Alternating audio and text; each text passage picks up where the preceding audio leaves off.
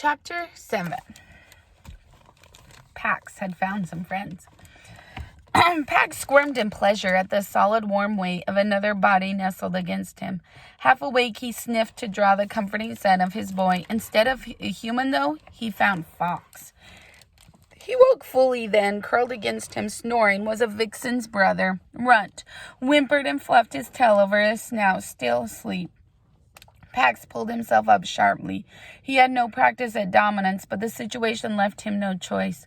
Go back to your den. When Runt tried to nestle into his chest, Pax nipped him on the shoulder.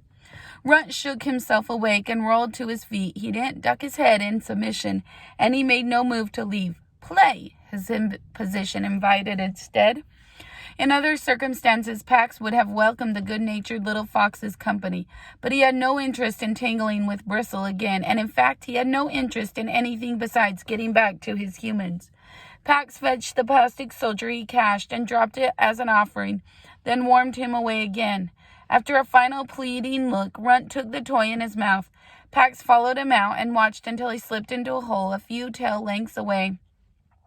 When the thunderstorm had hit, short but violent, with whole sheets of sky splitting open in wrath-like cracks, Pax had worked his way into the shallow entrance of an abandoned den not far from the one Bristle shared with her brother before taking measures of his surroundings.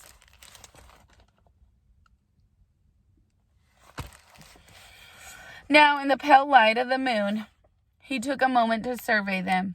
The hillside faced south. Here the roots of the trees seemed to claw at the sandy soil like the brown knuckles of a clenched fist. Tucked among them, Pax saw 3 den entrances. Above this hillside, the forest rose to the north and west back to the road. Below, a vast grassy valley sloped away.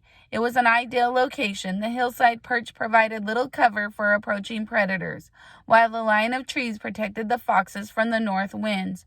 The meadow smelled abundantly of life. As Pax took all this in, a tension deep within him loosened. It was the same way he'd felt as a kid when, after he'd pushed his food dish to the farthest corner of his boy's nest room 3 times, Peter had finally understood to leave it there, away from the cold north wall, and with a view of the door where the father entered, sometimes in anger. Safe. But this place was not safe for him. Bristle had warned him that in this same meadow lived an older fox and his mate. He was already facing a challenger from outside and would not tolerate the presence of another lone male. And just then Pax saw movement below him. A broad-shouldered alpha with black and gray fur emerged from the brush halfway down the slopes and marked a sapling beside him. The big fox began to groom, but with a paw still to his ear, he suddenly pricked his snout into the breeze. Pax bolted up the hill and plunged into the forest undergrowth. He picked up his own scent easily, although it had rained hard. Stopping only for quick licks of water from the leaves, he followed it back to the road. There, Pax caught the lingering scent of the military transport caravan from the day before, but no other traffic had passed since then. He settled himself on a fallen oak trunk again to wait. Morning brought the shimmery buzz of insect clouds and the clatter of waking birds, but still no traffic sounds on the road. As the sun rose hot and dry, it burned off the rain droplets that hung from every green shot. Pax was aware of his hunger now, but his thirst was worse. He'd had nothing to drink since leaving his human's house. His throat was parched and his tongue swollen and thick. He felt dizzy whenever he shifted his position. 100 times a thin scent of water drifted past him, but he never considered abandoning his post for its promise. His human would come back here. He dug his claws into the wood and strained for the sound of a vehicle on the silent road. An hour passed, and then another. Pax dozed and woke and remembered, dozed and woke and remembered, and then the wind brought news of something approaching. A fox. The same male he'd seen earlier, the one Bristle had warned him about. The fox's gait was deliberate, showing neither hesitation nor wasted energy. The way his great coat draped his frame announced that he was older. As he drew close, Pax saw that even his eyes were clouded gray with age. After offering his scent, Gray settled himself on the grass beside the fallen trunk. He made no move to elevate himself, indicating that he meant no threat. You carry the scent of humans. I lived with them once. They are approaching. A sudden hope juvenated Pax. Have you seen my boy? he described Peter. But Gray had seen no humans at all since the time he had lived with them in his youth, and that was in another place, a dry, stony land of long winters and low sun distance. The approaching humans are coming from the west. They are bringing more. The crows who have seen them do not describe any youth. The news weakened Pax. He swayed and nearly lost his grip on the trunk. You need water. Follow me. Pax hesitated. His humans would come at any time, but his need for water was urgent. Is it nearby? Can I hear the road from this water? Yes. The stream passes beneath the road. Follow me. Gray's manner, confident but not threatening, calmed Pax. He dropped from his perch and followed. Soon they came to a deep gash in the earth, from which rose the scent of water and of things that grew in rich mud. Pax peered over the edge and saw a silver brook studded with black stones, glinting between green reeds and purple blossoms. Gray began to angle down cautiously. Lured by the scent of water, Pax scrambled past him, straight down the cut. Halfway there, he lost his footing and skidded the rest of the way. When he righted himself, he stared. The water tumbled past him as if from a vast faucet, larger by far than even the spout that poured water into the great white tub his boy bathed in. He dipped his head. The water was cold and tasted of copper and pine and moss. It rushed into his mouth as if it were alive. It stung his teeth and drenched his mouth and throat. He drank and drank, and he didn't step away until his belly was taut. Gray joined him, drank, and then invited Pax to rest with him. Pax cocked his head to listen intently to the still silent road above the culvert. I must be at the road when my humans come for me. Gray eased himself into the ground and stretched out. That road was blocked yesterday by the war sick. Pax thought back to the vehicles that had passed the day before, the ones that smelled like his boy's father's new clothing. It was true that the road had been unused since then, but it didn't matter. My boy will return for me there. No! The crows report this. The road is closed. Pax paced from stone to stone, thrashing his tail as he worked the puzzle. The answer came, I will go to my boy at our home. Where is your home? Pax circled to be sure, although there was no question. He felt the pull of his home strongly for only one direction, south. Gray did not seem surprised. There are vast human colonies there. When the war sick arrived here, my family will have to move nearer to these colonies or go north into the mountains. Tell me about the humans there. How are they to live beside? Again, the old fox's compartment soothed Pax. He came back and sat. I have seen many from a distance, but I know only two. Are they false, acting like the ones I knew? Pax did not understand. Gray rose to his hunches, agitated, and shared the behavior he had seen.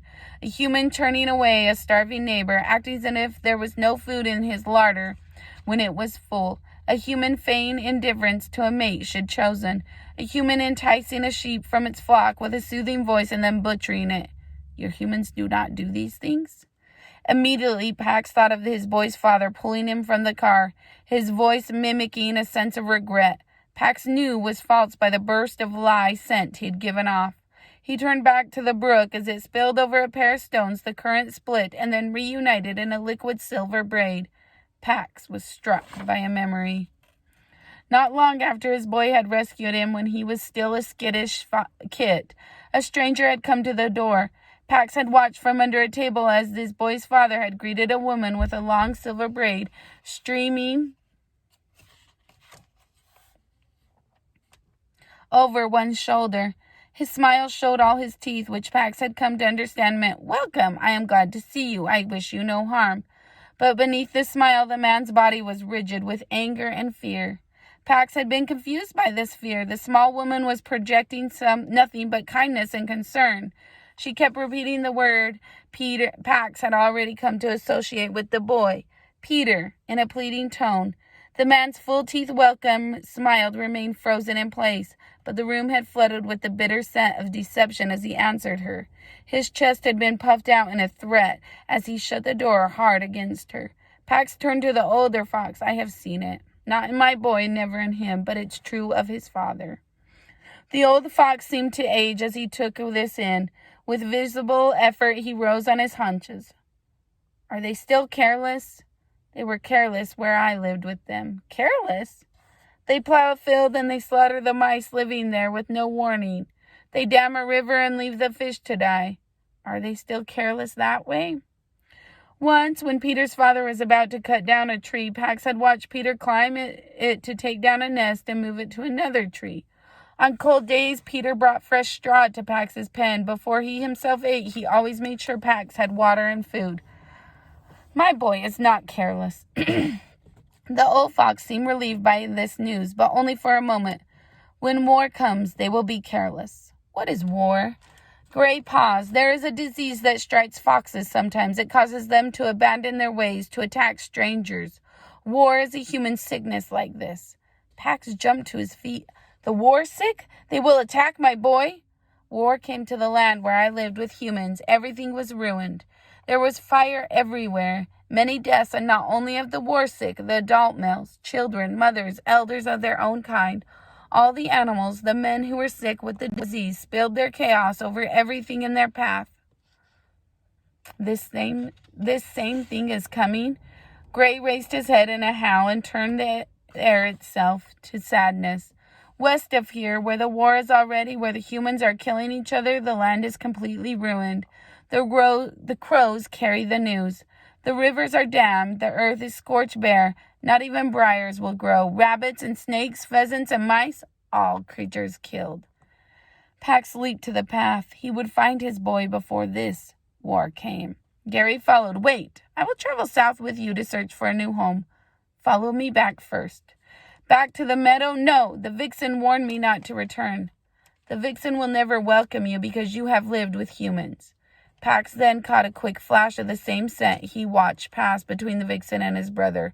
A cold, howling wind, a mated pair of foxes in great distress, a cage of steel clamps, blood staining snow, and then abruptly nothing. But she's not dominant. Follow me back. We will rest and eat, then leave tonight.